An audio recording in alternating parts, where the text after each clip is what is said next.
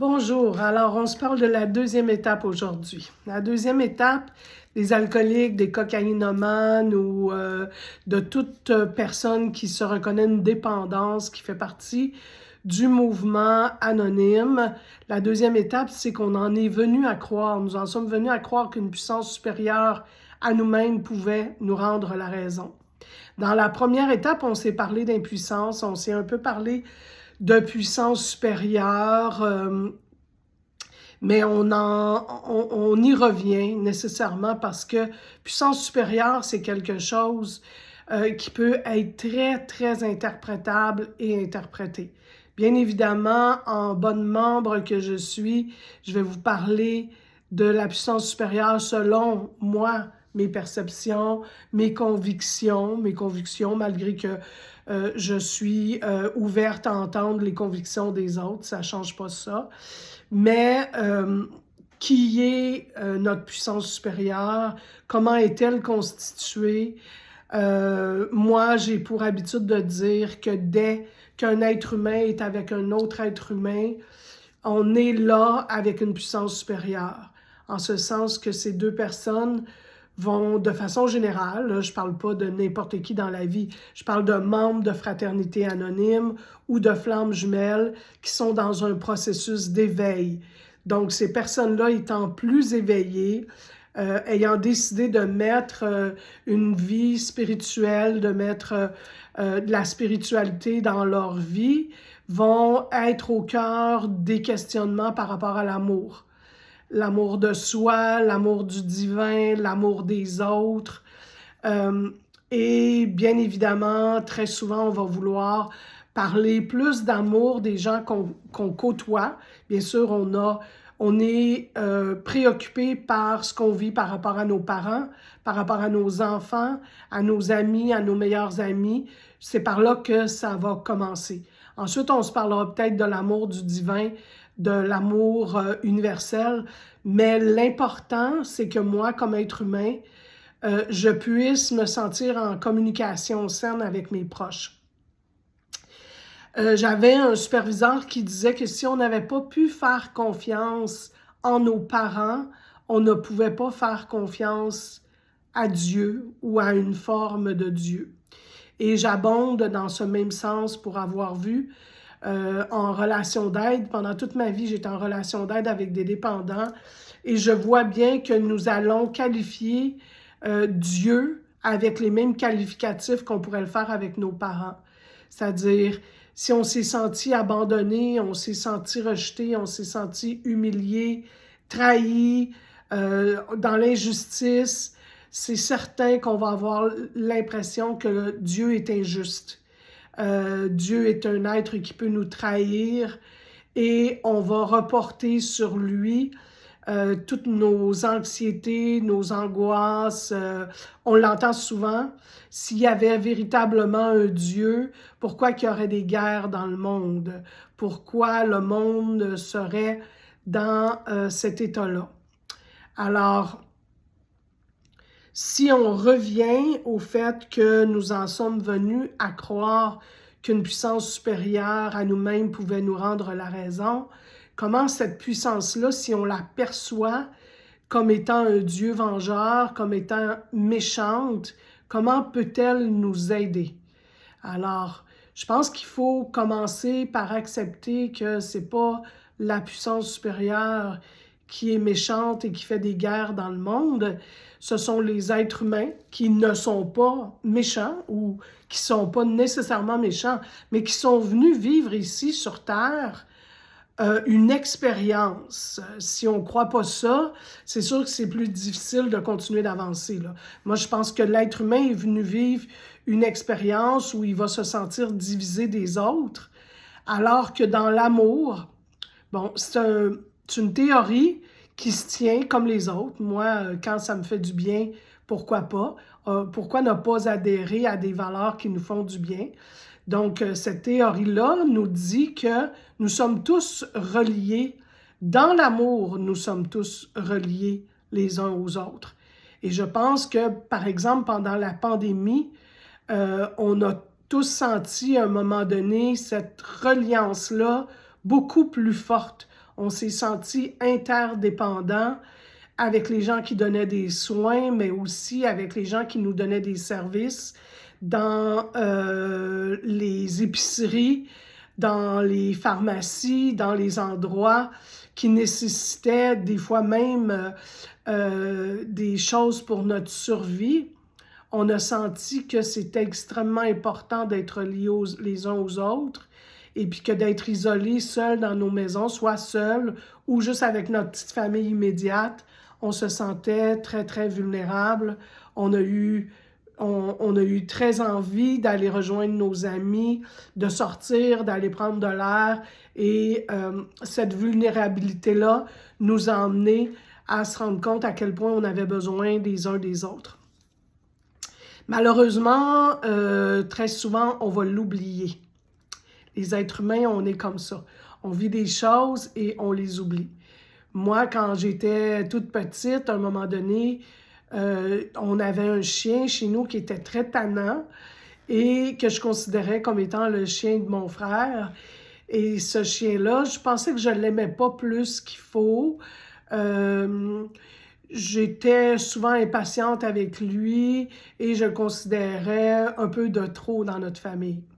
Jusqu'au jour où ce chien-là a été frappé par une auto et que je me suis retrouvée en plein milieu de la rue avec lui dans mes bras, en pleurant, puis en réalisant, c'était une première expérience que je vivais comme petite fille, qui était si intense, qui me faisait voir que j'avais une conscience peut-être un petit peu cachée. Hein, aujourd'hui, on dirait je l'ai faite, mais j'étais inconscient. Mais on ne fait pas juste des choses malsaines par inconscience. On a aussi très souvent des relations, des émotions saines, mais qui sont inconscientes. Alors parfois, il faut qu'on perde quelqu'un ou il faut qu'on perde quelque chose pour réaliser à quel point on l'aimait. Moi, c'est ce qui m'est arrivé au moment où ce petit chien-là était dans mes bras. Je me suis dit, ben mon Dieu, je ne savais pas que je l'aimais à ce point-là. Et heureusement, le petit chien a été sauvé. Il a été soigné, il a été sauvé. Et après ça, j'avais une relation avec ce chien-là qui était beaucoup plus proche qu'avant parce que j'avais réalisé, j'avais pris conscience jusqu'à quel point il était important pour moi.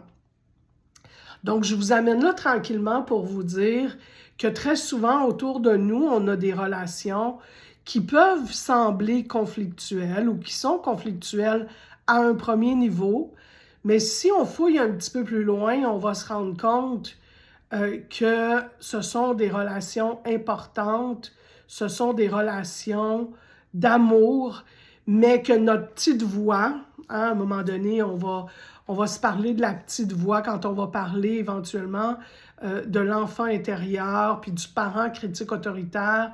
On se parlera des petites voix qui nous disent « Oh non, tu l'aimes pas, t'es fâché, tu veux plus y parler. » Mais en fait, ce qu'on doit prendre conscience, c'est que cette personne-là, très souvent, on est en colère, on a de la peine, on a toutes sortes d'émotions, mais en fait, au fond, complètement, si on pouvait aller enlever les couches, gratter un petit peu, on se rendrait compte qu'en dessous, c'est de l'amour. Puis que cet amour-là n'a pas été reconnu, on ne s'est pas senti aimé, on ne s'est pas senti respecté. Et nous, on aime la personne, c'est important pour nous qu'est-ce qu'on pense, mais on a l'impression qu'elle n'a pas la réciprocité, elle nous donne pas ce que nous, on lui donne. Donc, par ce sentiment-là, de ne pas être aimé, ça va nous faire vivre toutes sortes de choses qui vont masquer l'amour qu'on a pour elle. Mais il s'agit qu'arrive une maladie, un décès ou quoi que ce soit de difficile à vivre pour qu'on réalise à quel point cette personne-là, finalement, on l'aimait. Alors peut-être que vous me voyez venir un peu quand je vous dis, on va avoir l'image de Dieu qu'on a de nos parents, c'est-à-dire que très souvent, on va être en colère contre nos parents parce qu'on ne s'est pas senti aimé, parce qu'on s'est senti abandonné, parce qu'on s'est senti rejeté. Et ça, c'est tout à fait légitime. On a le droit, puis c'est important de le ressentir. On fait souvent la distinction entre ce que l'enfant ressent, ce qui a été vécu réellement. Est-ce que si l'enfant ne se sent pas aimé de son parent, ça veut dire que son parent ne l'aime pas? Non, c'est pas ça du tout que ça veut dire. Est-ce que ça veut dire que quelqu'un est coupable de quoi que ce soit? C'est pas du tout ça que ça veut dire non plus. Sauf que si on n'en prend pas conscience, parce que, bon, j'ai entendu souvent dans ma vie, oui, mais mes parents, ils ont fait ce qu'ils pouvaient. Ben oui, c'est vrai, tes parents, ils ont fait ce qu'ils pouvaient, puis les miens aussi ont fait ce qu'ils pouvaient. L'idée, c'est pas de dire mes parents n'ont pas été corrects. L'idée de dire, c'est moi, comme être humain, j'ai manqué de quelque chose.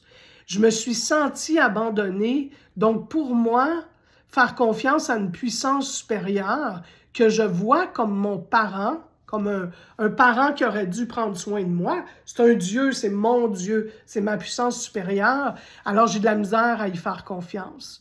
Donc, moi, ce que je vous propose, c'est qu'on va prendre du recul un peu, puis au lieu de vouloir aller tout de suite vers une puissance supérieure, une grande puissance supérieure à qui je vais avoir à faire confiance, ben je vais commencer par me faire confiance à moi-même, mais ça va passer par d'autres êtres humains qui peuvent m'amener à prendre mieux conscience de l'être que je suis.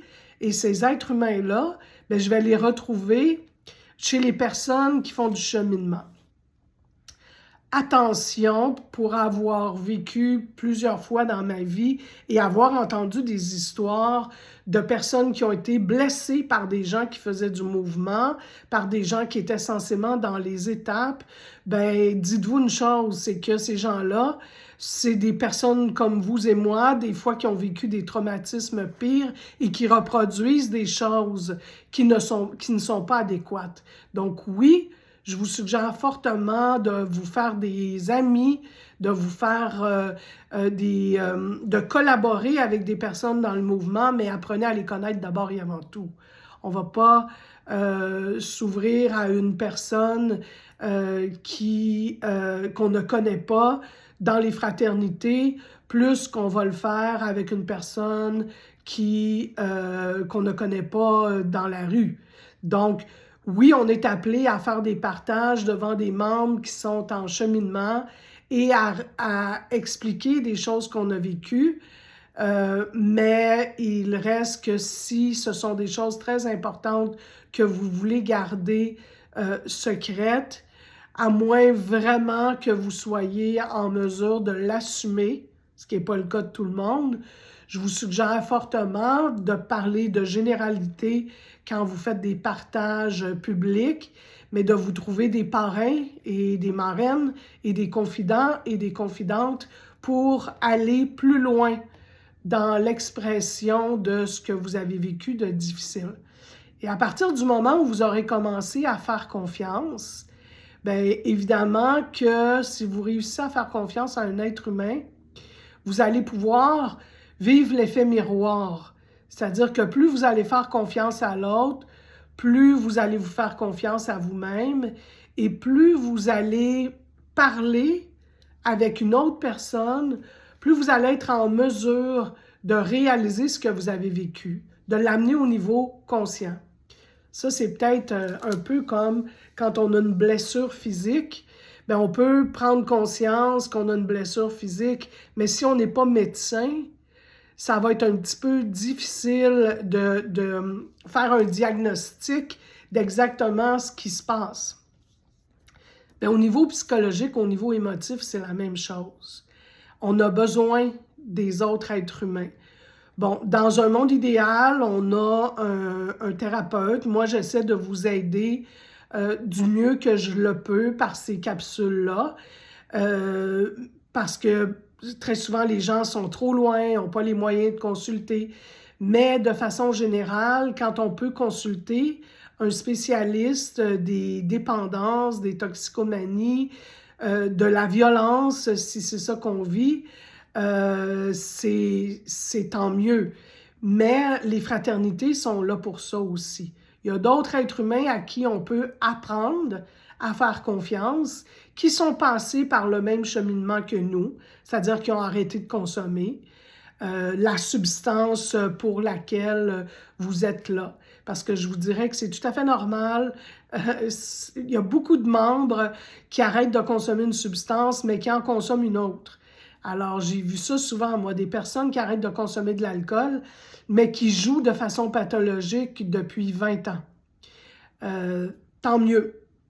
Tant mieux s'ils ont au moins arrêté une substance. Et attention, attention, s'ils en consomment une autre qui risque d'être encore plus dangereuse que la première. Et ça, ben, c'est pas rare.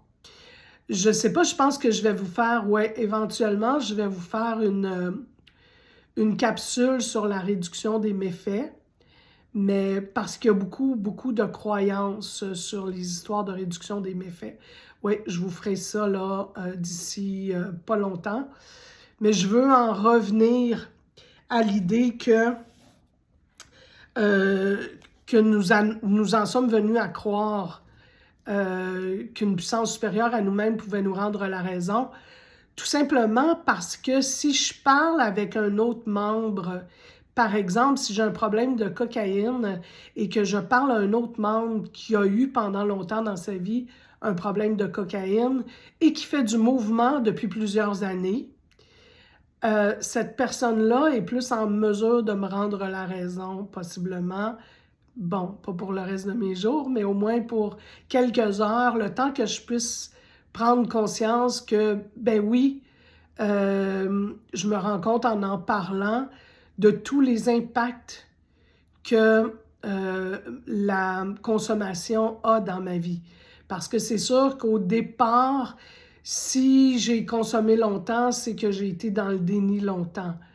Je me suis dit, ah, c'est pas si grave que ça, il y en a qui sont pires que moi, je dépense pas tant d'argent, je connais des joueurs pathologiques qui dépensent bien plus d'argent, je consomme pas si souvent que ça finalement, etc., etc. Il a fallu que j'ai toutes sortes de croyances qui me gardent dans le déni pour développer ce problème-là. Sinon, j'aurais consommé une fois ou deux, puis je me serais vite rendu compte que ça coûtait très cher pour qu'est-ce que ça rapportait.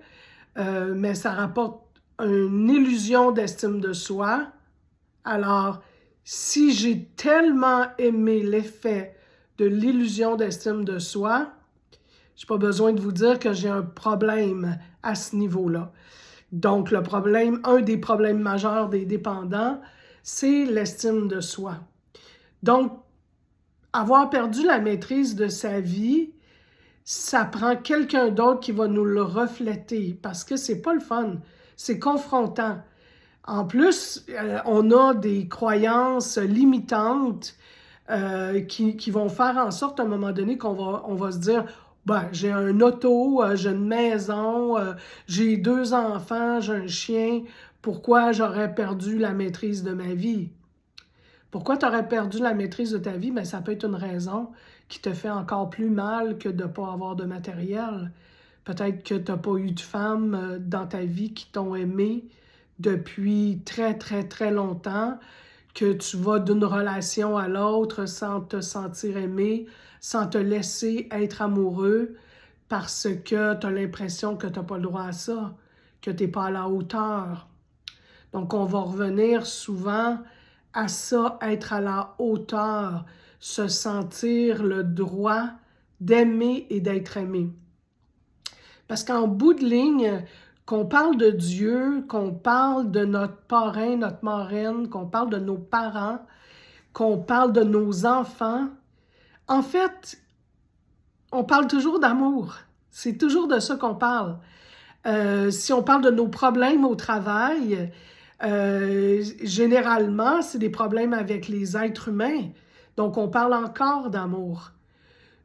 Tout l'aspect spirituel, on peut dire qu'on parle d'amour, mais l'aspect spirituel, où est-ce qu'on le vit? On le vit dans notre corps, on le vit dans notre réalité, on le vit à travers nos expériences avec les autres êtres humains. Alors, si on ne se sent pas aimé, si on ne se sent pas apprécié, si on a l'impression de ne pas être une bonne personne, de ne pas être à la hauteur, on va chercher à ne pas ressentir ça. Et c'est là où on a perdu la maîtrise de nos vies. Parce que un être humain qui ne veut plus ressentir ses émotions. Puis là, dites-moi pas, ben moi je les ressens, mes émotions. Ben oui, on les ressent, les émotions, parce que même quand on consomme, à un moment donné, il y a tellement de refoulement d'émotions qu'à un moment donné, ça sort, d'une manière ou de l'autre. Une fois de temps en temps, ça sort.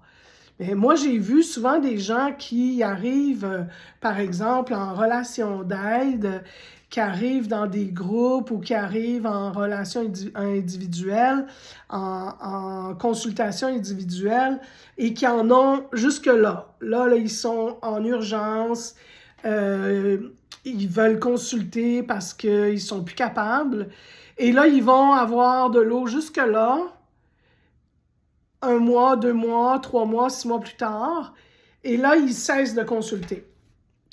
Donc, ils n'ont rien réglé, là. Ils ont réglé juste l'urgence. D'ici à ici, il n'y a plus d'eau, ils sont capables de respirer, donc ils repartent, puis ils recommencent à avoir des comportements de « bon, je vais aller jouer un peu, m'acheter des billets de loto, je vais consommer juste une fois ou deux, je vais prendre de la bière sans alcool. » Bon, là, les comportements recommencent. « Ah, j'ai travaillé 40 heures cette semaine, mais c'est pas très grave, même si je m'étais engagé à en travailler 35 seulement. » Et là, ce qu'on sait, c'est que ça repart jusqu'à la prochaine crise. C'est ça aussi, perdre la maîtrise de sa vie. C'est pas nécessaire d'être installé sur un coin de rue en train de quêter pour avoir perdu la maîtrise de sa vie. C'est s'en aller, s'en retourner dans l'inconscient en pensant que cette fois-ci, je vais avoir les mêmes comportements puis que je vais avoir des résultats différents. Donc, le but de cette capsule-là, c'était oui qu'on regarde c'est quoi de perdre la maîtrise de sa vie, mais c'était aussi peut-être de dire une puissance supérieure à moi-même. Est-ce que pour l'instant, en attendant que ça soit un grand Dieu, là, est-ce que ça pourrait être juste de dire un autre être humain? Tant mieux si c'est une salle de meeting, tant mieux si c'est plein d'êtres humains à qui je parle. Mais j'aime bien dire que dans la vie des dépendants, souvent, ce qu'Offenbach disait, mes blues passent plus dans la porte, ça nous arrive quand même assez régulièrement. Avoir le courage de mettre son manteau, de s'en aller dans une salle de meeting, d'aller rencontrer des gens qui, bien souvent, on ne connaît pas, qui vont risquer de nous poser des questions, qu'on va écouter alors qu'on est comme saturé d'écouter les autres. Bien, juste un autre être humain, hein? Si je m'en vais dans une salle de meeting et je décide de juste dire bonjour à quelqu'un, bien peut-être que dans 2 ou 3 réunions, cette personne-là, je pourrais avoir une conversation avec elle, juste avec elle, échanger les coordonnées, puis être capable de s'appeler au besoin. Sinon, il y a toujours telle aide, puis il y a toujours des ressources au téléphone qu'on peut téléphoner quand on est en urgence. Mais ce que je souhaite, c'est qu'en se rendant compte qu'on a perdu la maîtrise de notre vie, qu'on puisse réaliser que les autres êtres humains sont en mesure de nous aider. Dieu, il ne peut pas vous apparaître ici, là, à la porte, il ne vous apparaîtra pas dans la pièce où vous êtes, puis il n'apparaîtra pas dans l'ordinateur non plus ou dans votre téléphone. Mais peut-être qu'il sert de moi, par contre. Hein, ça a l'air un petit peu pompeux, orgueilleux de dire ça, mais je vous le dis bien humblement. Il peut se servir de vos amis, il peut se servir de vos collègues, il peut se servir de moi. Il peut se servir d'un autre site web que vous avez trouvé, quelqu'un à qui vous vous identifiez. Mais Dieu, il passe à travers les êtres humains. Hein? Moi, quand je tombe sur une vidéo, là, je dis tout le temps à mes guides, « Ah, c'est intéressant ça, qu'est-ce que vous voulez me montrer dans cette vidéo-là? » J'ai l'impression que mes guides me guident, puis j'ai des guides terrestres aussi, hein? J'ai une marraine, j'ai des confidentes, j'ai des amis qui me disent « Ah, j'ai lu un bon livre, j'ai écouté une bonne série, j'ai vu quelque chose d'intéressant. » Alors, les gens autour de nous nous guident. bien, s'il nous guide, c'est de la guidance spirituelle. Alors, c'est la parole de notre énergie divine, notre moi supérieur. Si ça vous dérange de penser à des êtres spirituels, à un monde spirituel que vous ne connaissez pas, bien, ça peut être votre moi supérieur. En psychologie, on parle de notre surmoi. On a une conscience supérieure. On le voit parce que quand on fait des prises de conscience, c'est pas notre frère, notre soeur, notre ami qui a fait la prise de conscience, c'est nous. Donc, il y a quelque chose de supérieur à nous qui, quand on prend le temps de se déposer, puis d'écouter quelqu'un d'autre ou d'écrire, de s'écouter soi-même, de parler avec quelqu'un d'autre et de s'entendre parler, oups, tout à coup, on fait des prises de conscience. Donc, ça veut dire qu'il y a vraiment quelque chose de plus puissant que nous. Donc, c'est pas obligé d'être compliqué. Ça peut être assez simple.